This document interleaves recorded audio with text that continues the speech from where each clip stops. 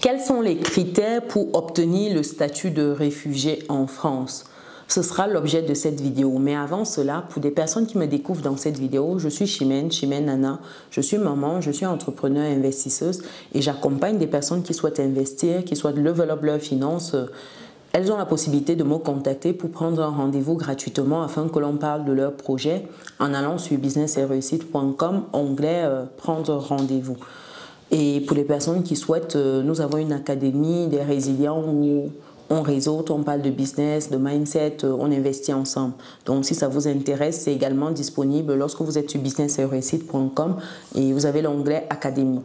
Et pour les personnes qui souhaitent immigrer en France, qui souhaitent avoir des tips, comment ça se passe ou qui sont déjà sur le territoire, qui souhaitent comprendre le fonctionnement, mieux investir, mieux sécuriser leur avenir, vous avez ce livre qui se nomme Vivre et réussir en France. C'est un livre qui vous donne en fait les clés pour votre autonomie financière en France, les clés pour bien vous installer, comprendre le fonctionnement. Qu'est-ce qu'il y a comme accompagnement? Quelles sont les aides? Où est-ce que vous pouvez vous procurer ces aides-là? Comment mieux gérer vos finances? Comment investir? Comment sécuriser votre avenir? Vous avez toutes les clés dans ce livre. Je vais mettre le lien dans le descriptif de cette vidéo. Et pour les personnes qui souhaitent, il y a un groupe WhatsApp disponible qui est gratuit où on parle d'immigration. Si vous avez des questions liées à l'immigration, vous pouvez intégrer ce groupe-là. Si vous êtes également en France déjà et que vous avez des questions de régularisation, de savoir où vous pouvez trouver par exemple du travail, etc., vous pouvez rejoindre ce groupe-là. C'est avec plaisir voilà, que nous serons à votre écoute dans le groupe. Après cette parenthèse-là, revenons à notre sujet du jour, qui est celui de savoir en fait quels sont les critères pour obtenir le statut de réfugié en France. C'est un statut en fait qui est encadré. Pour qu'une personne obtienne ce statut-là, elle doit répondre à plusieurs critères qui sont définis par la Convention de Genève, et également le code CESEDA, CESEDA. C'est le code de l'entrée et du séjour des étrangers et du droit d'asile, c'est le code CESEDA. Donc l'asile est la protection qui est accordée par un État à un étranger qui est ou qui risque d'être persécuté dans son pays. Il existe deux formes de protection par l'asile. Il y a le statut de réfugié et la protection subsidiaire. Il faut savoir que l'Office français de protection des réfugiés et apatrides, OFPRA, ça c'est l'acronyme, est le seul compétent pour accorder ce statut en France.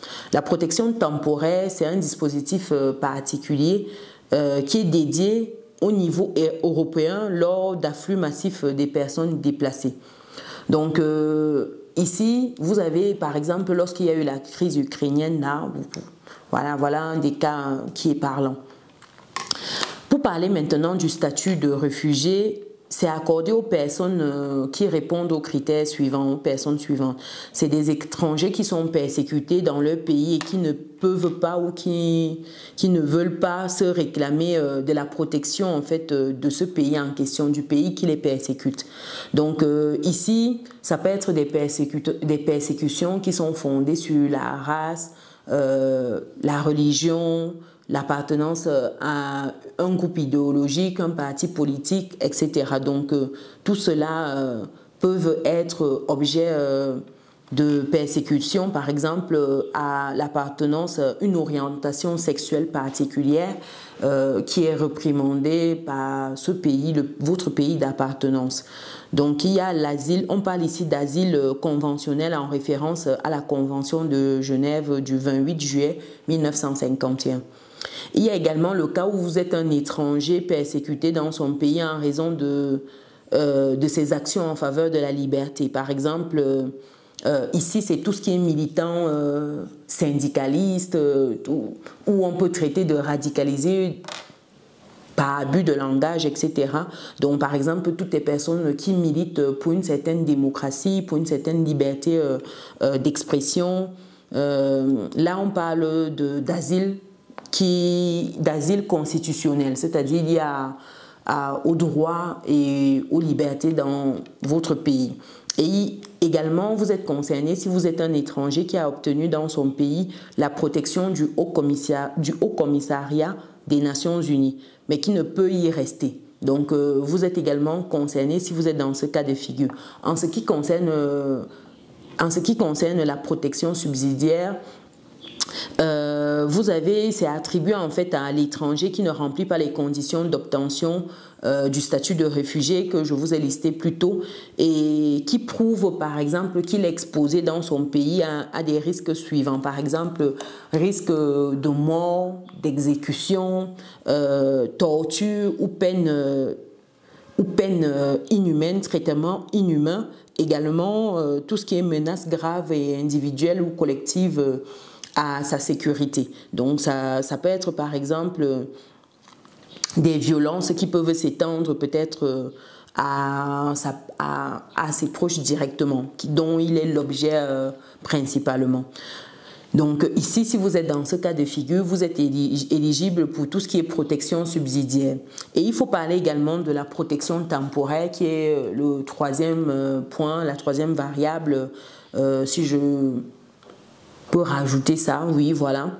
Donc c'est des personnes qui sont concernées par et qui sont des étrangers non européens. Donc, par exemple, si vous êtes étranger et que vous n'êtes pas ressortissant de l'Union européenne, vous êtes concerné ici parce que vous avez peut-être une situation qui vous fait fuir massivement votre pays d'origine et vous êtes dans une situation où vous ne pouvez pas y retourner. Donc, en raison, par exemple, de tout ce qui est conflit armé, tout ce qui est violence, parce que victime de violations graves, tout ce qui est abus sur des droits de l'homme, etc. Donc vous êtes concerné.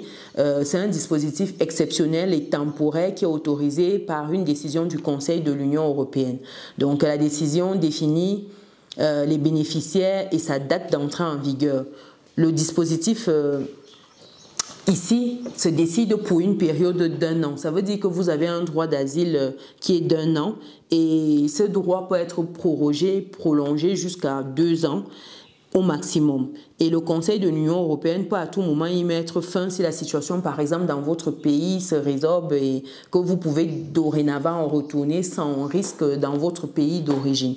Donc, le processus de demande d'asile implique l'évaluation par l'Office français de protection des réfugiés et des apatrides, OFPRA, comme je disais tantôt, ici, qui examine la demande et prend la décision basée sur les éléments que vous allez fournir, les preuves.